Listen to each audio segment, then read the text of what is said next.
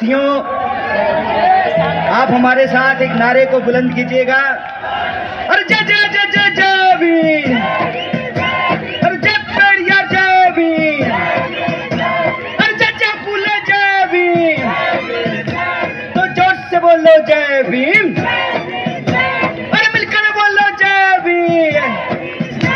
तो आवाज दो। इस नारे पे एक भी हाथ नीचे नहीं, आसमान में दुआ की तरह ऊपर उठना चाहिए। आवाज दो। लड़ेंगे, जुड़ेंगे, अरे जुड़ेंगे। बहुत बहुत शुक्रिया, बहुत बहुत धन्यवाद।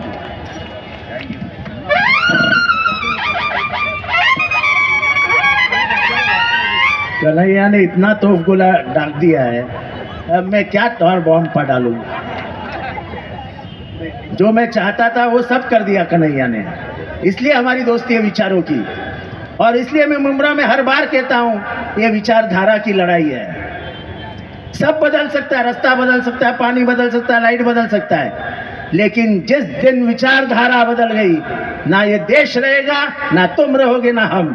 तो इसलिए विचारधारा की लड़ाई में हमको एमवीए का साथ देना है, इंडिया अलायंस का साथ देना है, और इस बार 20 तारीख को बड़े से बड़े बहुमत से महाविकास आघाड़ी को सत्ते पे लाना है, सत्ता दिलानी है, और ये चोरों की, कॉन्ट्रैक्टरों की, गद्दारों की सरकार उठाकर फेंक देनी है। जय हिंद। अरे छीने थे, अब की बार आपको महाराष्ट्र से भगाएंगे। विचारों से हम सबको अवगत करें।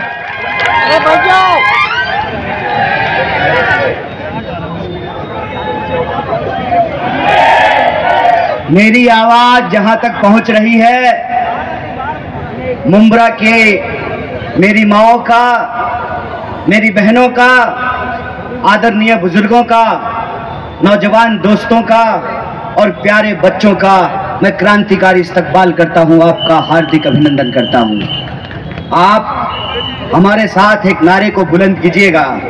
आवाज दो, आवाज दो। इसी जोश के साथ आप तमाम लोगों को आने वाली 20 तारीख को महाराष्ट्र में परिवर्तन के लिए वोट करना है, और आप लोग ये काम करेंगे। मैं इस संबंध में आपको कुछ बताने और समझाने नहीं आया हूं। मेरा मानना है कि सियासी तौर पर आप तमाम लोग समझदार हैं। मेरी इतनी औकात नहीं है कि मैं आपको समझा सकूं कि आपको क्या करना चाहिए, लेकिन जब भी मुंब्रा आने का मौका आता है मैं चूकता नहीं हूं, और मैं हर बार मुंब्रा आता हूं। मुंब्रा की हर लड़ाई में, हर संघर्ष में आपके साथ शरीक होता हूं, शामिल होता हूं। एक बार फिर हम अपने सम्मानित मंच को, हमारे सारे नगर सेवक को, हमारे बीच बनारस से आए हुए उत्तर प्रदेश कांग्रेस कमेटी के अध्यक्ष बड़े भाई आदरणीय अजय राय जी को मैं तहे दिल से शुक्रिया अदा करता हूं कि आपके बीच आने का मौका मिला है। कह रहे हैं भाई साहब कि पिछली बार चूके थे।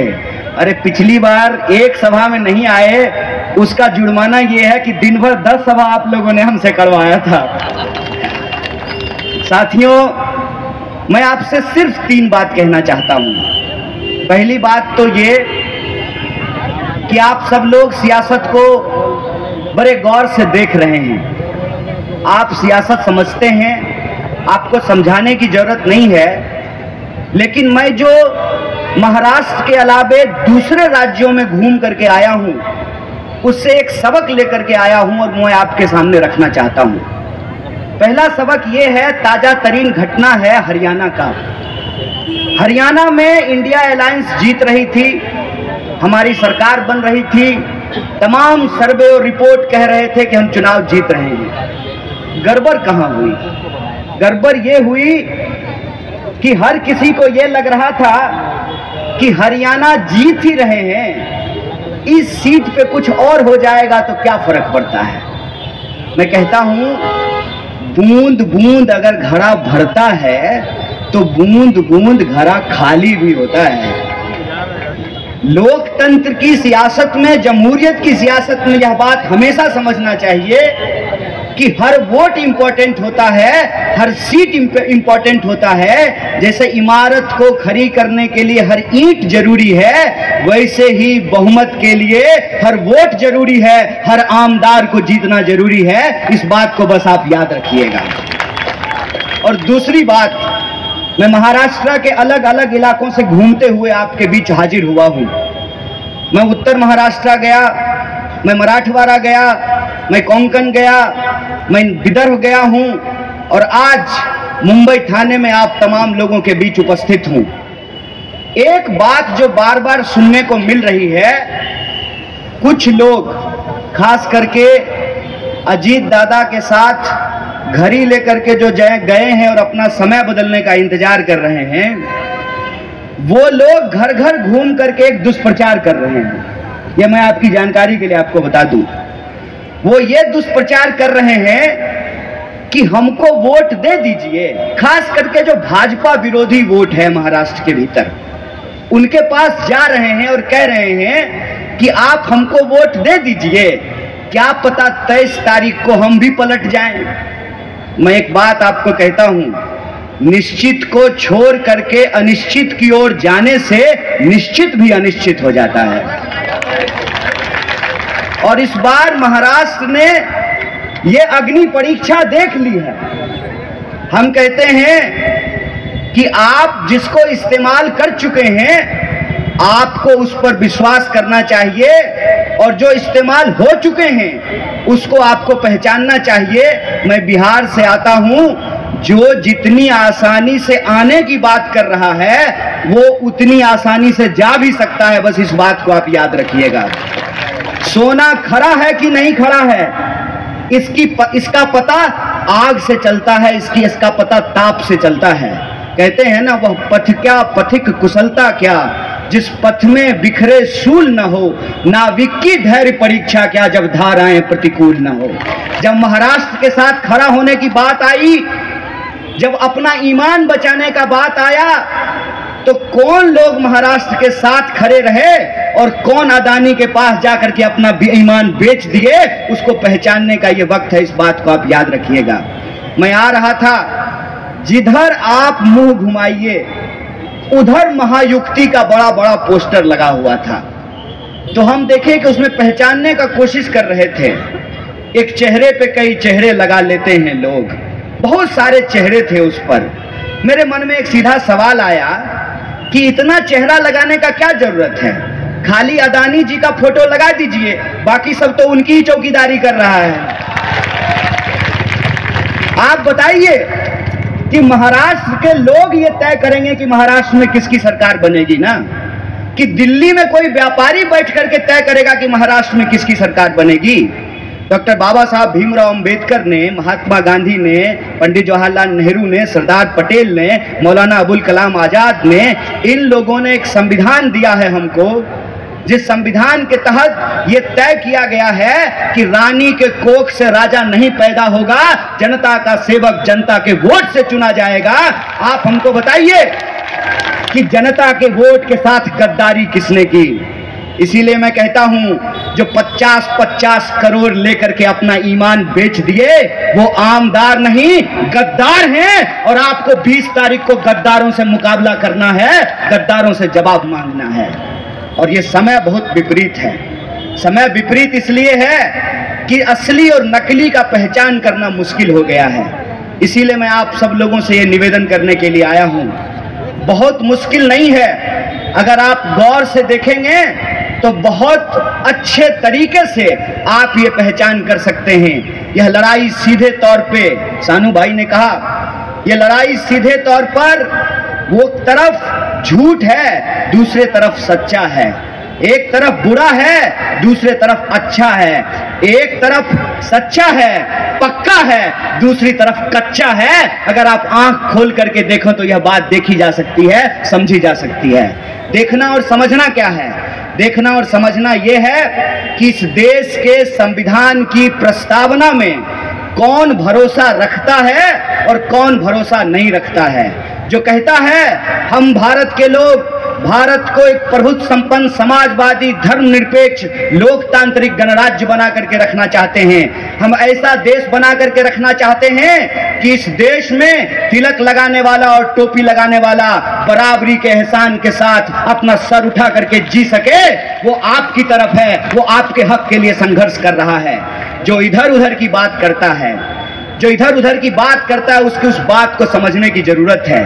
अभी मैंने डिप्टी सीएम साहब से पूछ लिया, डिप्टी सीएम जा रहे हैं और कह रहे हैं कि यह धर्म युद्ध है, धर्म बचाना जरूरी है। हम आप लोग अपने स्कूल में एक प्रार्थना गाया करते थे, इतनी शक्ति हमें देना दाता, मन का विश्वास कमजोर होना। हम शक्ति ईश्वर से मांगते हैं, हम धर्म से शक्ति लेते हैं। हम उतने बड़े नहीं हो गए हैं कि हम खुदा को शक्ति देने लगे, हम ईश्वर को शक्ति देने लगे। ईश्वर ताकतवर हैं, वो अपनी रक्षा स्वयं कर लेंगे। हमको अपनी रक्षा करने की जरूरत है। हमको अपना जल बचाना है, जमीन बचाना है, घर बचाना है, रोजी रोजगार बचाना है और धर्म ही बचाना है। तो हमने यही पूछ लिया कि धर्म बचाना अगर इतना जरूरी है तो बस इतना बता दीजिए साहब कि धर्म बचाने की इस लड़ाई में आपका बेटा बेटी भी हमारे साथ चलेगा ना। ऐसा तो नहीं होगा कि हम धर्म बचाएंगे और आपके बच्चे विदेश पढ़ने के लिए जाएंगे, ऐसा तो नहीं होगा ना। यही सवाल जब मैंने पूछ लिया तो फडणवीस साहब फूफा की तरह वीडियो चैनल पर रो रहे थे, हूं कर रहे थे। हमने कहा फूफा क्यों बन रहे हो यार, हमने क्या गलत पूछ दिया है? उन्होंने कहा कि हमारे परिवार पर हमला कर दिया। हमने कहा कैसे हमला कर दिया भैया? हमने तो इतना ही पूछा ना कि हम धर्म बचाएंगे और आपके घर के लोग रील बनाएंगे, हमने इतना ही पूछा। अगर रील बनाना खराब बात है तो मत बनाइए, अगर रील बनाना अच्छी बात है तो इसमें बुरा मानने वाली क्या बात है? और रील तो हर कोई बनाता है, आजकल तो हर कोई रील बना रहा है। आजकल तो रेल मंत्री भी रील ही बना रहे हैं, तो कई बार कंफ्यूज हो जाते हैं कि रेल मंत्री हैं कि रील मंत्री हैं। हमने कोई गलत बात तो की नहीं, तो ये हूं करके रोने लगे। हमने कहा रोइए मत, अभी आपका असली आंसू तो 23 तारीख को महाराष्ट्र के लोग निकालने वाले हैं। और ये आंसू वो इसलिए निकालने वाले हैं कि पिछले 5 साल आपने लोगों के आंखों में आंसू दिए हैं। यहाँ के लोगों का रोजी रोजगार छीना, लोगों के घर छीन रहे हैं, यहाँ की फैक्ट्रियां बाहर भेज रहे हैं, यहाँ का काम धंधा दूसरे राज्य में पहुंचा रहे हैं और बेशर्मों की तरह एक व्यापारी के साथ बैठ करके महाराष्ट्र का सौदा कर रहे हैं। ए महाराष्ट्र के आम आवाम, मेरा आपसे निवेदन है कि इन गद्दारों से मुकाबला कीजिए, जमहूरियत की ताकत से, वोट की ताकत से मुकाबला कीजिए। और एक बात को याद रखिएगा, हमारे एक भाई ने कहा कि हम बाय चॉइस यहाँ हैं। बिल्कुल ठीक बात है, हम सब बाय चॉइस यहाँ हैं, बाय चांस यहाँ नहीं है, बाय चॉइस यहाँ पर हैं। और बाय चांस इसलिए नहीं है कि 8 लाख लोगों ने पिछले 10 साल में भारत का पासपोर्ट छोड़ करके दुनिया के दूसरे देशों की नागरिकता ले ली। 8 लाख लोगों ने। हम बाय चॉइस भारतीय हैं, वरना हम भी अक्षय कुमार की तरह कनाडा का पासपोर्ट ले करके देश की मिट्टी से बना हुआ कजारिया टाइल्स बेच रहे होते हैं। जो लोग अपना खून पसीना इस मिट्टी में देता है, वो किसान जो यहाँ की फसलें उगाता है, वो मजदूर जो मकान बनाता है, सड़कें बनाता है, फैक्ट्रियों में काम करता है, वो ठेला रिक्शा चलाने वाला, दुकानदारी करने वाला, नौकरी करने वाला, बिजनेस करने वाला, अपने खून पसीने की कमाई से अपने परिवार का भरण पोषण करने वाला जो मेहनत कश आवाम है, यह देश जितना महल वालों का है उतना ही झोपड़ी वालों का है। इस बात को याद रखिएगा। और हमारी ताकत हमारा वोट है। हमारी ताकत जमहूरियत में वो जो बात लिखी गई है उस मूल्य पे हमको चलना। और वो मूल्य क्या है? वो मूल्य ये है कि अगर इस देश में 16 लाख करोड़ रुपया प्रधानमंत्री जी के दोस्तों का माफ किया जा सकता है, तो हम महाराष्ट्र की आम आवाम का बिजली बिल माफ करेंगे, क्योंकि यह देश उनका भी है। यही संकल्प हम लेकर के आए हैं। आप महाविकास आघाड़ी के गारंटी को उठा करके देखिए। उस गारंटी में हम क्या कह रहे हैं? हम गारंटी में कह रहे हैं कि अगर इस देश की तिजोरी इस देश के धनवानों के ऊपर लुटाई जा रही है, तो उस तिजोरी को वापस महाराष्ट्र के लोगों के ऊपर खर्च किया जाएगा, महाराष्ट्र की बहु बेटियों पे खर्च किया जाएगा, महाराष्ट्र के नौजवानों पे खर्च किया जाएगा, महाराष्ट्र के किसानों पर खर्च किया जाएगा। और महाराष्ट्र की प्रगति का मतलब 2-4 व्यापारियों की प्रगति नहीं होती है। महाराष्ट्र की प्रगति का मतलब यहाँ जो करोड़ों लोग रहते हैं, चाहे वो मंदिर जाते हो, मस्जिद जाते हो, गुरुद्वारा जाते हो, चर्च जाते हो, बौद्ध मठों में जाते हो, हिंदू हो, मुस्लिम हो, सिख हो, ईसाई हो, बौद्ध हो, पारसी हो, जैन हो, यह देश सबका था, है और रहेगा। यही हमारा ऐलान है और यही ऐलान हम आपके बीच करने के लिए आए हैं कि जितनी कोशिश करनी है इनको कर लीजिए। एक साहब ने कहा कि डराते हैं, गालिब ने क्या खूब लिखा है, हर एक बात पे कहते हो तुम कि तू क्या है, हर एक बात पे कहते हो तुम कि तू क्या है, तुम ही कहो कि ये अंदाजे गुफ्तगू क्या है। हमने आपको वोट दिया, हमारे वोट से आप चुन करके गए, चुनकर जाने के बाद आपने हमारे ईमान का सौदा कर लिया। आज 5 साल बाद एक बार फिर आप जनता की अदालत में हैं और जमहूरियत में जनता ये तय करती है कि जिसको इज्जत से गद्दी पे बिठाया है उसको उसी बेइज्जती से कान पकड़ करके गद्दी से नीचे भी कर सकते हैं, और ये हमारी ताकत है। इसीलिए जब आप 20 तारीख को वोट करने के लिए जाइएगा तो मुंब्रा के अपनी तमाम माओ और बहनों से मैं कहना चाहता हूँ, मुंब्रा के अपने तमाम आदरणीय बुजुर्गों और नौजवानों से कहना चाहता हूँ कि आपको सिर्फ एक व्यक्ति का चुनाव नहीं करना है। वो व्यक्ति नहीं है, वो इस देश में, महाराष्ट्र में बुलंदी की आवाज है, जुल्म के खिलाफ एक मुकम्मल आवाज है। इस बात को याद रखिएगा। जब मैं चुनाव लड़ता हूं, ये अपनी पूरी ताकत लगा देते हैं, पूरा का पूरा भाजपा, पूरा का पूरा आरएसएस, इनका खरीदा हुआ मीडिया, सोशल मीडिया पूरी ताकत लगा देते हैं। चाहे कुछ भी हो जाए, साम दाम दंड भेद लगा करके ये कोशिश करते हैं कि मैं पार्लियामेंट ना जा सकूं। मैं कहता हूं अच्छा हुआ पार्लियामेंट नहीं गया तो इस देश की पूरी सड़कें हमारी है और सड़कों पर घूमकर हम इनके खिलाफ अपने नारे को बुलंद करते हैं। इसीलिए मुंब्रा के आप तमाम लोगों को मैं कहना चाहता हूं कि इनकी पूरी कोशिश है कि मुंब्रा में जितेंद्र अवार्ड को हराया जाए। जितेंद्र अवार्ड को हराने का क्या मतलब है? जितेंद्र अवार्ड को हराने का ये मतलब है कि ये घूम घूम करके व्हाट्सएप पर मैसेज भेजें कि बड़ा सेकुलर बनता था, आ गया मजा, मिल गया स्वाद। ये साजिश है, और ये साजिश जो बार बार डिप्टी सीएम अपने भाषण में जाकर के बोल रहे हैं और वोट देने के अधिकार को धर्म से जोड़ रहे हैं। मैं कहता हूं वोट देने का अधिकार धर्म से नहीं, जमहूरियत से मिला है। इस बात को आप याद रखिएगा। और हम हिंदू हो सकते हैं, कोई मुसलमान हो सकता है, कोई सिख हो सकता है, कोई ईसाई हो सकता है, कोई बौद्ध हो सकता है, कोई पारसी हो सकता है, कोई जैन हो सकता है, कोई उत्तर भारतीय हो सकता है, कोई दक्षिण भारतीय हो सकता है, कोई पूरब का है, कोई पश्चिम का है, लेकिन हम भारत के लोग हैं। और हम भारत के लोगों को इस देश के संविधान ने एक अधिकार दिया है। वो अधिकार ये है कि हेलीकॉप्टर पर चलने वाले का भी वोट एक है और टूटी साइकिल लेकर घूमने वाले का भी वोट एक है। यह जो वोट की ताकत है, इस वोट की ताकत को ये खत्म कर देना चाहते हैं। ये चाहते हैं कि इस देश में धर्म के नाम पर सियासत हो, और धर्म के नाम पर जब सियासत होती है तो उसका सबसे मजेदार बात देखिए क्या होता है। आप जमीन पर एक काम मत कीजिए, आप जमीन पर जनता के लिए एक काम मत कीजिए, बस चुनाव में ऊपर वाले का नाम लीजिए। जमीन पर आपका कोई काम किया हुआ नहीं है, कोई आपसे पूछने वाला नहीं है। इसीलिए मैं आप सबसे ये कहने के लिए आया हूं, महाराष्ट्र के भीतर एक एक सीट को जीतना जरूरी है। एक एक सीट को जीतना इसलिए जरूरी है कि अगर हम महाराष्ट्र में चूके तो महाराष्ट्र की जो धन संपदा है उसको लूट करके ये अपनी तिजोरियां भरेंगे।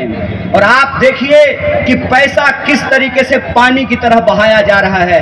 इसीलिए मेरा आप तमाम लोगों से निवेदन है कि वो अगर अपने बच्चों के भविष्य के बारे में सोच रहे हैं, हमको महाराष्ट्र में एक ऐसी सरकार चुननी है जो हमारे बच्चों के भविष्य के बारे में चुने।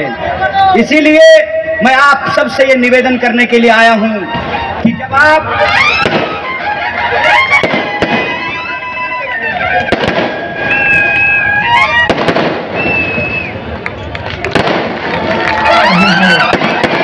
दिल में बसने वाले सीधे